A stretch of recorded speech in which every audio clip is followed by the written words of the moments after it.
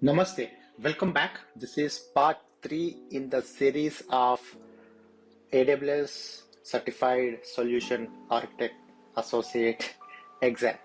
Okay, so we already reviewed about 10 questions and it took 2 videos just for 10 questions. You already know the reason because we are going through each and every topic that is mentioned in the question as well as in the options. That's why it is taking time.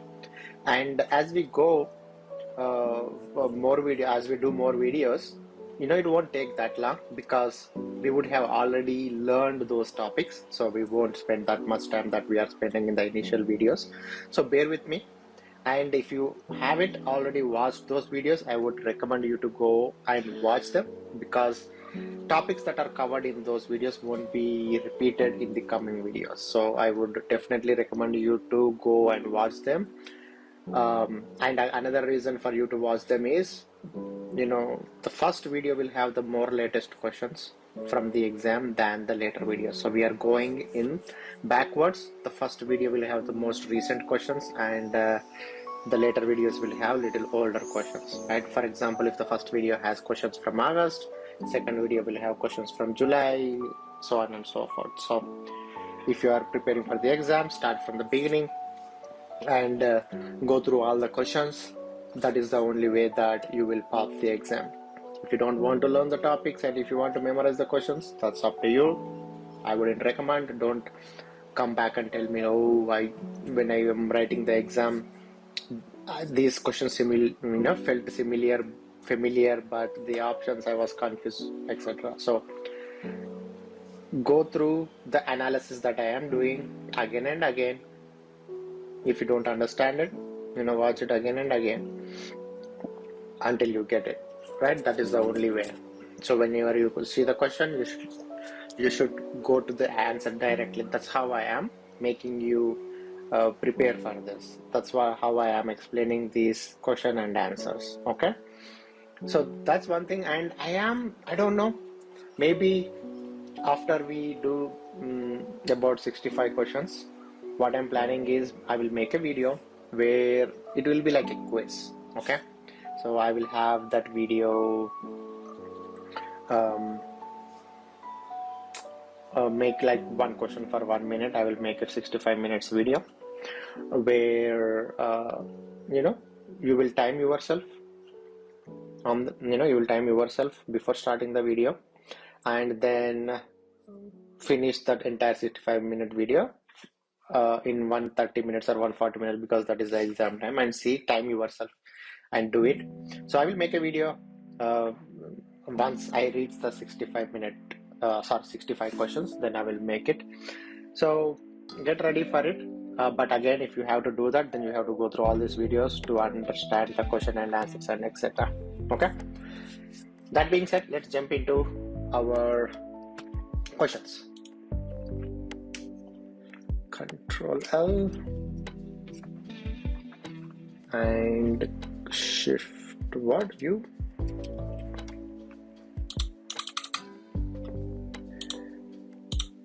Okay, so we finished till 10. Let's start with the 11th question. A company runs an application on AWS. The application receives inconsistent amounts of usage. The application uses AWS Direct Connect to connect to an on-premise MySQL compatible database. Okay, the on-premise database consistently uses a minimum of 2 GB of memory. The company wants to migrate the on-premise database to a managed AWS service. The company wants to use auto-scaling capabilities to manage unexpected workload increases. Which solution will meet these requirements with the least administrative overhead? Wow, they want to do a lot of things here. That's all right. We can take care of all of those things.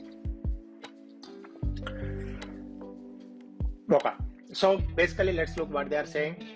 They have an on-premise database that consistently uses minimum of 2 GB memory.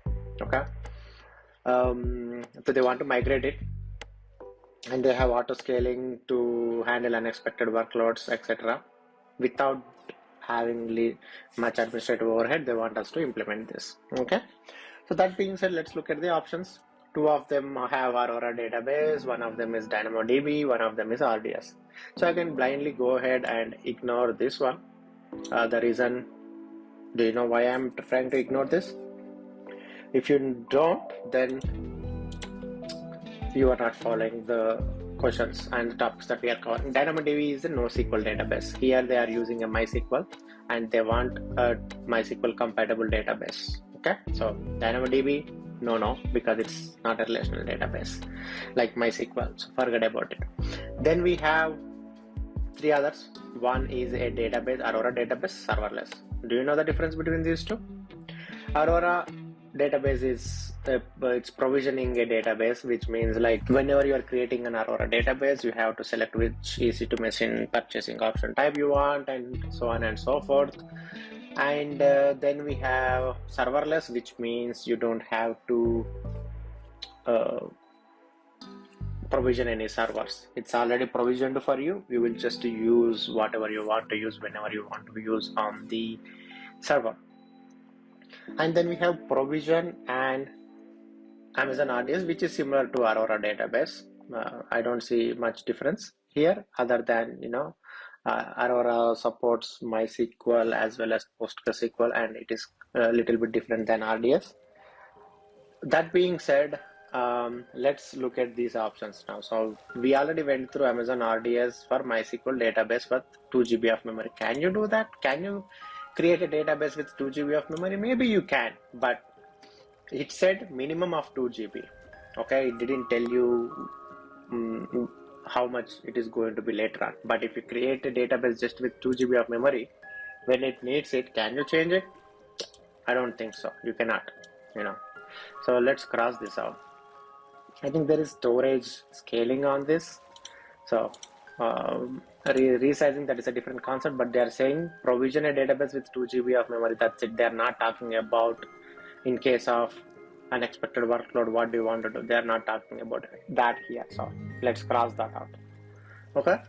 And if you know anything about Aurora databases, you will know one thing for sure, which is this so-called one Aurora capacity unit. This applies only for serverless database. It doesn't apply for Aurora database. Okay. So let me go ahead and open up a link.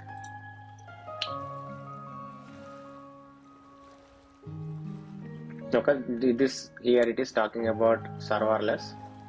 Let me go and see. Open the Aurora. Okay, so it is a fully managed relational database engine that's compatible with MySQL and Postgre. You already know MySQL combines the speed and reliability, etc. XYZ. That is not what I want to show.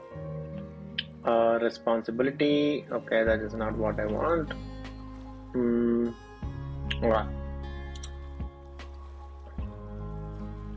Okay, this is something that is going to be different when we compare it with RDS, because RDS is also fully managed service. So you might be thinking like, what is the difference between AWS, RDS, MySQL, and here, right? There, by default, Aurora DB cluster comes something like this. But it will, if I am not wrong, it will come with 15 read replicas. Where is that? Yeah, okay, so DB cluster consists of one or more DB instances and a cluster volume that manages the data for DB instances. And Aurora cluster volume is a virtual database storage volume that spans multiple availability zones, with each availability zone having a copy of DB cluster. Two types of DB instances make up an DB cluster: primary DB instance and Aurora replica. Connects to same storage volume as the primary DB instance and supports only read operations. Each Aurora DB cluster can have up to 15 replicas in addition to this. Okay, these functionalities are not available on RDS. Okay, that's for sure. Okay, so no matter where you go, you won't see anything called Aurora, those units that it is talking about, ACUs. Okay, whereas when you come here, this is serverless. So the unit of measure for Aurora serverless version 2. Remember this, the unit of measure for Aurora serverless version 2, it is not for Aurora, is Aurora capacity unit. Okay, this capacity isn't tied to the DB instance classes. It is very clearly telling you version 2 capacity, which is this, isn't tied to DB instance classes that you use for provisioned clusters. Remember that the difference there. So that's where you can go ahead and cross this out, because this is a provisioned cluster.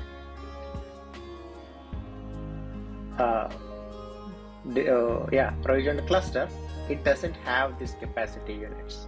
You cannot, okay, because when you provision that cluster, you will actually pick the EC2 machine that has to be behind the scenes. Let me see if I can show you quickly how to create a DB cluster, so you will have a more clear understanding of it. Let me see. Getting started, creating and connecting. Okay, here we go. Okay, so this diagram actually is showing that, this is a MySQL DB cluster. You can see the instances, how it connects to that, how it needs that. Okay, so the first one is prerequisites, and the second step is what are we doing? Creating an EC2 instance, right? So you have to create an EC2 instance, and then you have to pick the operating system and definitely the machine type and whatnot, which one you want, etc. So here it is very clear that you need to pick it beforehand. You cannot spin a cluster or a cluster and then, let me go and assign minimum. No, that is not going to happen. Then we have provision Aurora serverless DB2 database with minimum capacity of 1. Yes, this is possible. So you might be wondering, so they are saying minimum 2 GB, here we are saying minimum 1. Okay, so that actually is covered here, right here, because one AC is a combination of approximately 2 GB of memory. So that solves our problem of having minimum 2 GB. And since this is serverless, whenever there is unexpected workload, this will just add more ACUs, because this we are saying is minimum capacity. We are not saying that is the only capacity we want. We are saying it's minimum, which means it can go up based on workload. When the workload goes down, then it will come back to the AC. It's like auto scaling, right? You will give the minimum and maximum. Minimum means at all times it will maintain that many number of EC2 instances. When it has more workload, it will increase that. When it doesn't have that much workload, it will decrease back to 2, but it will never go below 2. That is what we have here. So this is our answer. Okay, so most of the time whenever you see unexpected workloads, most of the time they are pointing to a serverless service. So keep that in mind. Then 12th question, a company is creating a REST API. The company has strict requirements for the use of TLS. The company requires TLS version 1.3 on the end API endpoints. The company also requires a specific public third-party certificate authority to sign the, this is very important here, certificate. Which solution will meet these requirements? Okay, before going into anything, let's look at some of the concepts here. TLS certificates, they are used for encrypting in transit, right? So one thing that you need to know, what they are asking is, so they want this certificate, they want this specific third-party certificate authority to sign the certificate. And I don't know if we covered it or not, but AWS has a tool that actually does this, which is AWS Certificate Manager. I don't know if we discussed that or not, but if we didn't, let me open it that up. I don't know, for some reason I don't have that. Okay, we have a tool called Certificate Manager, which just handles the complexity of creating, storing, renewing public and private SSL, TLS certificate and keys that protect your AWS websites and applications. That is what the tool is about. Okay, but what they are talking about is the company requires a specific public third-party certificate. So let's go through the options here. First, let's go from bottom to top. Create a certificate in AWS Certificate Manager that is signed by the third-party certificate, third-party CA. Create an AWS Lambda function with a Lambda function URL. Configure the Lambda function URL to use the certificate. Okay, so first thing to note is, if you know certificate manager, let me show it instead of me talking about it.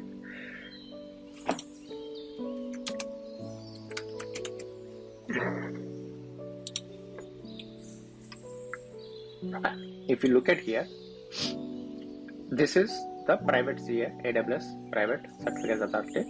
You can create public certificates, you can create private, okay, and you can also import certificates. Okay, so what is the difference between these two and the import certificates? Well, these, if you want your certificate to be signed by AWS, then you will use these two. But if you want a third party CA to sign it, but you want it to use it in AWS services, then you import them, which is what our question is asking. That is the big part of this question, which is the company requires a specific third party CA to sign it. It doesn't want AWS CA to sign it. Instead, it wants some third party service. So in that case, you don't create a certificate that is signed by a third party CA. Instead, you import it. Okay. So doesn't matter what do you have after this, since this is wrong, because remember, you cannot create a certificate that is signed by a third party. You import it. You see the difference, right? Similarly, that with that logic, even B goes wrong. B goes out of the window. Why? Because even it is saying create a certificate in AWS that is signed by third party, which is a no-no. Okay. And again, even this one talks about it, which is a no-no. So you are left with, this is very easy, right? All you have to know is one, that small logic. Okay. Here, actually, this C option, it's saying use to create a certificate that is signed, then import the certificate into, because this doesn't make any sense. It is talking about create it, then import it. Why would you create and import the same thing from the same? So that's a no-no. So the option is this. What you will do is, you will use your local machine to create a certificate that is signed by the third party CA. You can do it, just Google it. Then you will import that certificate into AWS Certificate Manager. Then you will create an HTTP API gateway with a custom domain. Configure the custom domain to use the certificate. That's it. End of story. And if you want me to show the answer should be right here, I'm assuming. Okay, so in addition to requesting certificates provided by this, you can import certificates that you obtained outside of AWS. You might do this because you already have a certificate from a third-party certificate authority. Okay, that is what our question is saying. You can use an imported certificate with any service that is integrated with ADF. The certificates that you import work the same as those provided by ACM, with one important exception, which is ACM does not provide managed renewal for imported certificates. Remember this, because we will have questions later on. Third-party certificates you imported, you cannot have the managed renewal. You have to handle it using some other service, maybe using Lambda and config and other tools, but not. To renew important certificate, you can obtain a new certificate from your certificate issuer and then manually re-import into ACM. Okay, so that's another thing we don't want to care. But as you can see, it clearly shows here that if you have a third party, you need to import it. So that's why A is the answer. 13. A company has a large workload that runs every Friday evening. Large workload every Friday evening. Good. The workload runs on Amazon EC2 instances that are in 2 availability zones in US East 1 region. Okay, 1 region, 2 availability zones. Good. Normally, the company must run no more than 2 instances at all times. Didn't we see a similar question to this? I think we have seen.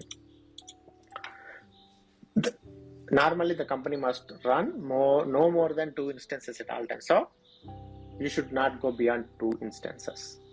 However, the company wants to scale up to 6 instances each Friday. Okay, so all other days only 2 instances, but on Friday, because it is running large workloads, it wants to scale up to 6 instances. Which solution will meet these requirements with least operational overhead? All right, which means there might be some services here they will do the job, but not the least operational overhead. So okay, so the only way to go through this is going through one after another. So let's start with so three options we have auto scaling group using, but I think the method they are using is different. And then we have the Amazon Event Bridge. So let's look at this one. Create a reminder in Amazon Event Bridge to scale the instances. Okay. I don't know if you can create a reminder in Amazon. Maybe it's not a reminder. You can schedule Event Bridge. But again, Event Bridge don't scale the instances. You have to use other services to do the scaling and whatnot. Again, you have to use the auto scaling. So it's like typically saying at this point in time, trigger the event bridge, then event bridge will going to trigger the auto scaling, and then auto scaling will scale it up. Okay, this will do the it's not a reminder, more like scheduling, but that's fine, let's consider it. So this might be an option, but again, I'm looking for operational overhead. Why do I have to do this here and then there?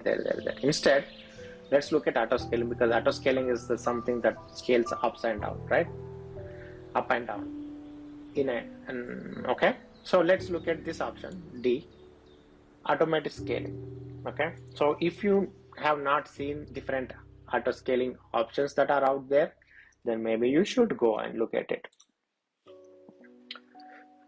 Okay, so what I'm looking at is these, right? So you have manual scaling, you have dynamic scaling, you have predictive scaling, and scheduled scaling. But do you see anything called automatic scaling? I don't see it. Okay, so maybe let's assume they are talking about dynamic scaling when they are saying it is auto scale, because auto scale itself is auto. But anyways, there is no such scaling, but let's assume they are talking about dynamic scaling. So dynamic scaling, how it works is, it again has three types. One is target tracking. Based on the target, it will increase and decrease the workload. And then it has step scaling. It increases in steps, like first it will increase 2, then based on again 2, something like that. Then simple scaling, based on a single scaling adjustment with a cooldown period. It's a simple scaling, like, okay, increase it by 3 or 4, that's it. So that is dynamic scaling. Okay, so let's go back.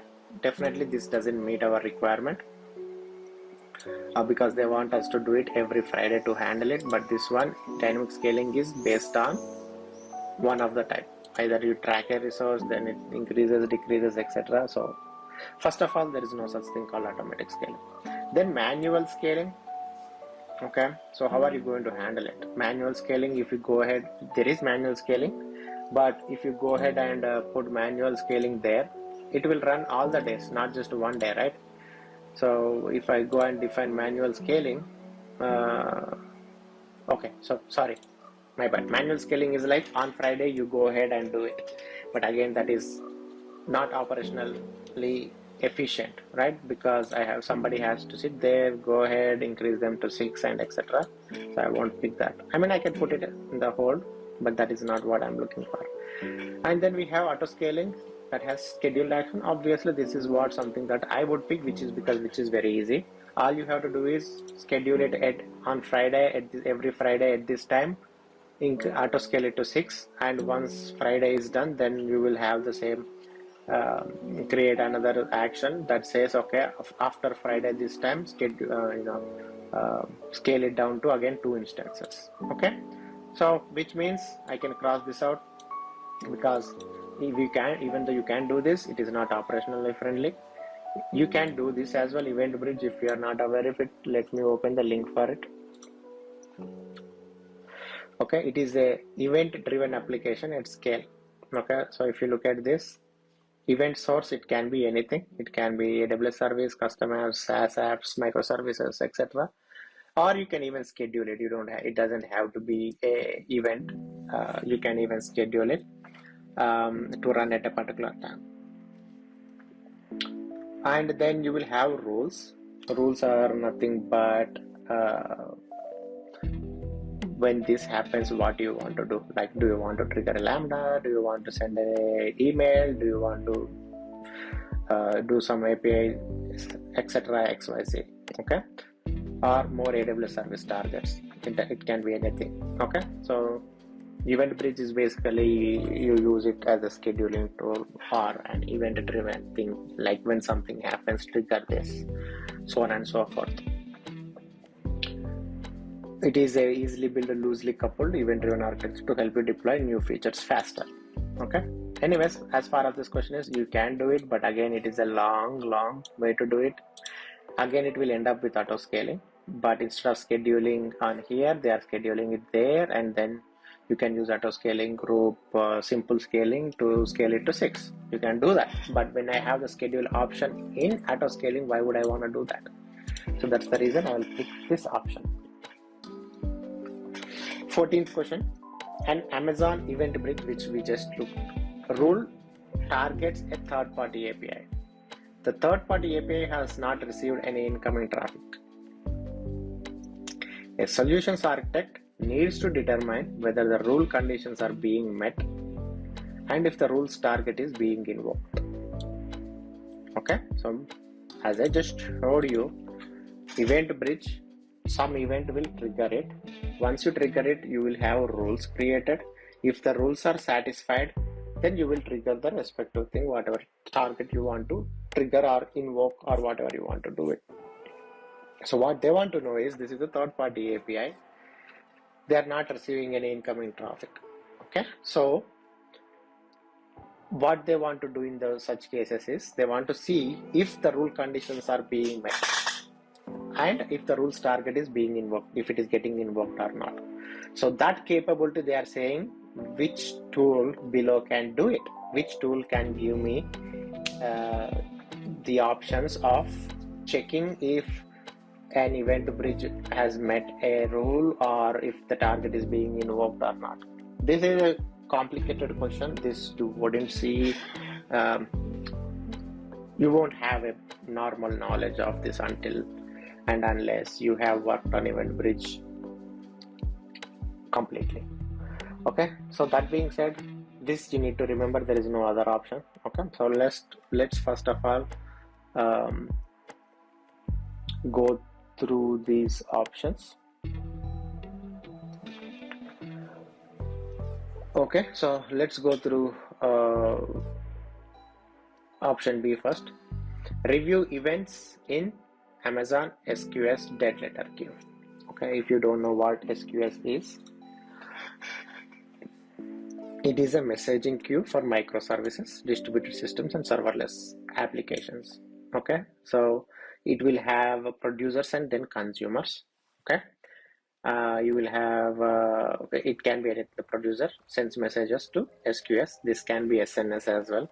And then SQS is fully managed message queuing service. It's a queuing service, and encryption messages are encrypted at rest and at flight.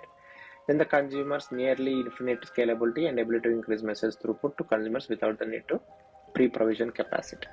Okay, so that's about SQS. So what they are saying is, there is a thing called dead letter queue. Let's see if I can go. Maybe it will be in the features.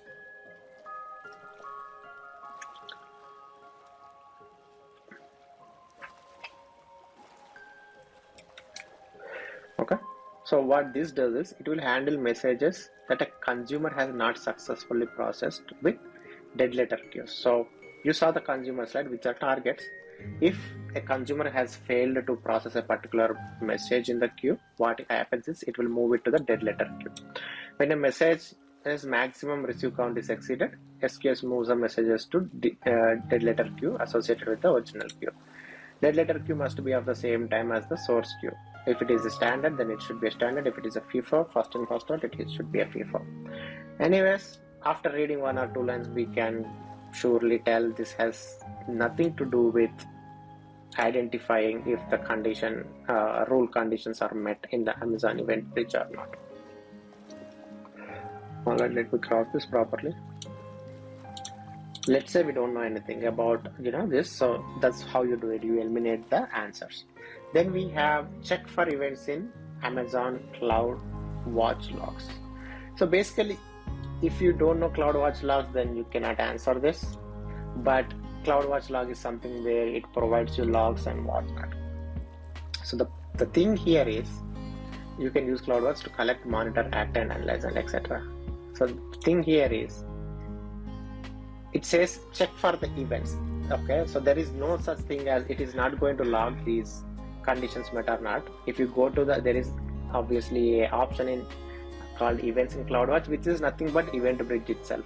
So if you go to the events, again it will take you to event bridge, so it doesn't make any sense of check for the events. So this is crossed out. Then you have checked the trails in AWS Cloud Trail for the event bridge events. Okay, so if you are not aware of, let me actually show you the events in the CloudWatch logs itself, because you need to know that, right?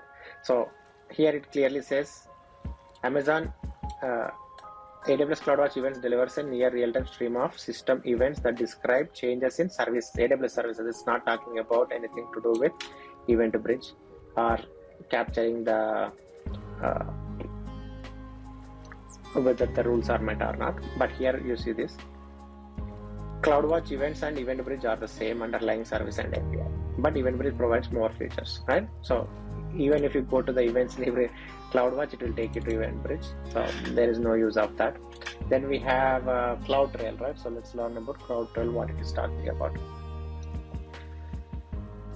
Okay, so Cloud Trail is nothing but it will track user activity and API usage on AWS and in hybrid and multi-cloud environments. Anything you do on AWS, all the API usage, it tracks it. It monitors it, it records account activity across your AWS infrastructure, giving you control over storage, analysis, and remediation actions. Okay, so it does all of it. That is Cloud Trail, like the trail that you leave, it will capture it. Use case, so on and so forth. Go through this. There will be multiple questions on Cloud Trail as well. But you can see this Cloud Trails, it cannot, it won't have the capturing of determining whether rule conditions are being met or not. It cannot do that, and it cannot tell you if the rule target is being invoked or not. You cannot. There is no separate option for that in the AWS Cloud Trail. Okay, so the only option that is left is this, which is check for metrics in CloudWatch in namespace for AWS/events. Yes, that is available.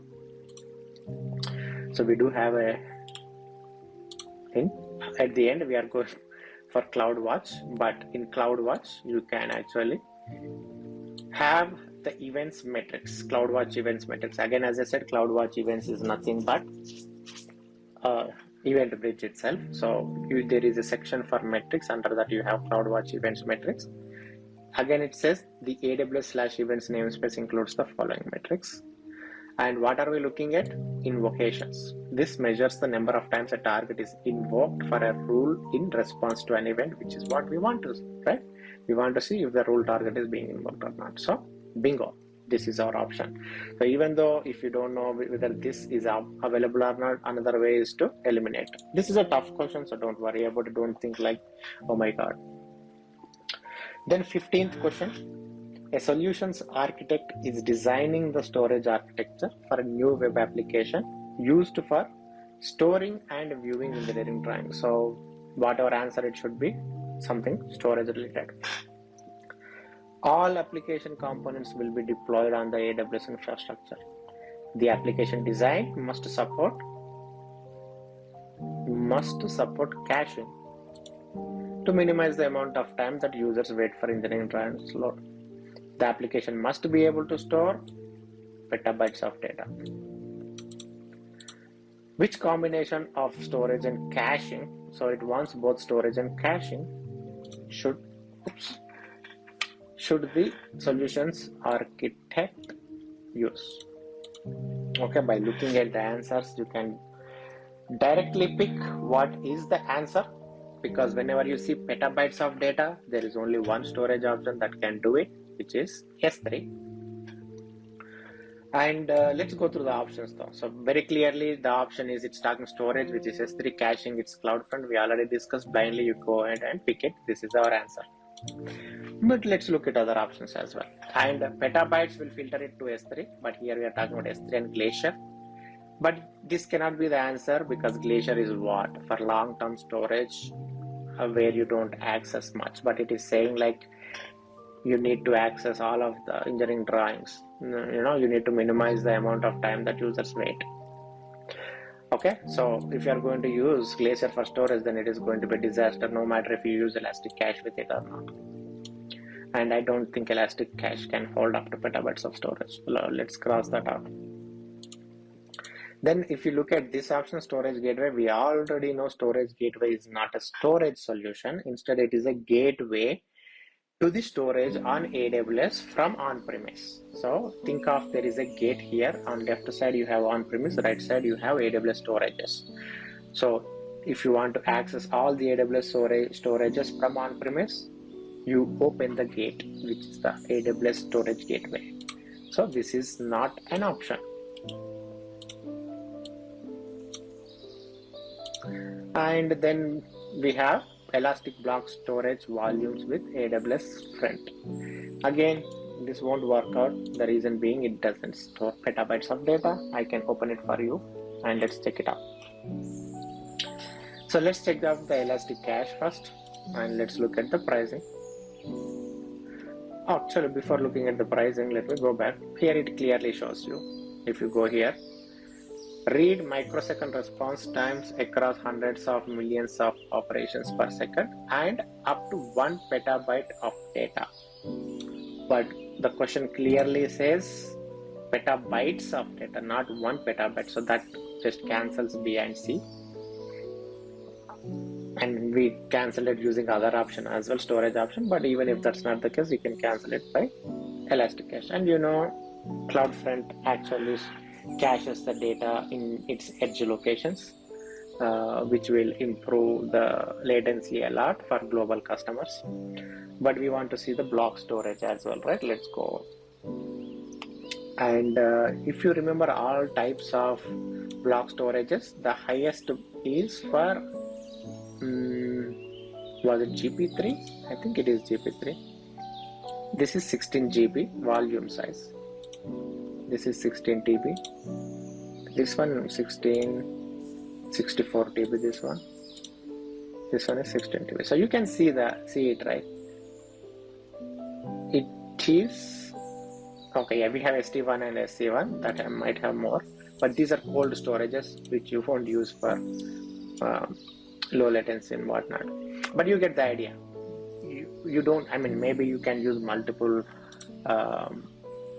EBS volumes, but again, that is not going to work with the CloudFront because EBS you have to attach it to an EC2 machine.